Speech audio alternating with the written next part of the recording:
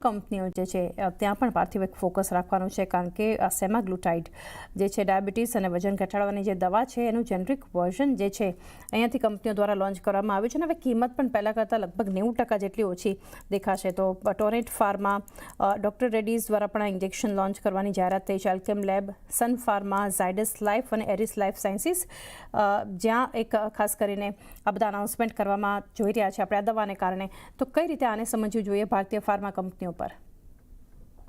GLP-1 related semaglutide, I think જે drugs બધા launch કરવામાં આવ્યા છે. Now it is like looking like a crowded market. અને આપણે જોયું કે જે ઓરિજિનેટર્સ છે એ લોકો લગભગ એમના ડ્રગ્સ માટે on a monthly basis 10,000 to 14,000 જેવું ચાર્જ કરે છે. અને most of the generic players have been launched at levels of under 2,500 rupees.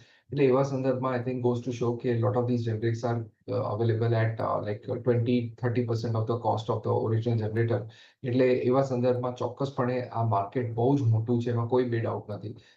જે ઓબેસિટીના સ્ટેટિસ્ટિક્સ ઇન્ડિયામાં આવી રહ્યા છે, I think India is a huge potential market. There is no two ways about it. પણ nonetheless I think just hoping for the fact કે આ પ્રકારના જે નવા ઇન્વેન્શનના ડ્રગ્સ છે એમાં જનરિક સ્પેસમાં there shouldn't be any sort of negativity in terms of side effects. કારણ કે ઇફ ધેટ કમ્સ અરાઉન્ડ તો આખા cells pattern gates ઇમ્પેક્ટેડ.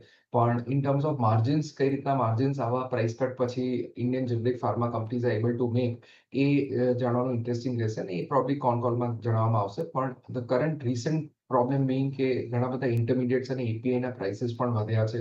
Currency having ડેપ્રિશિએટેડ, ઘણા બધા આવા ઇન્ગ્રીડિયન્ટ્સ આર ઇમ્પોર્ટેડ. એટલે એવા સંદર્ભમાં આ પ્રાઇસ પોઈન્ટ્સે આ કંપની શું ગ્રોસ માર્જિન્સ કમાશે એ જાણવું ઇન્ટરેસ્ટિંગ રહેશે. પણ nonetheless it's a massive opportunity અને it's become a crowded market. Selective exclusivity નથી, ઘણી બધી companies have launch. So it'll be interesting to see which companies are able to make more market share of it based upon their marketing plan.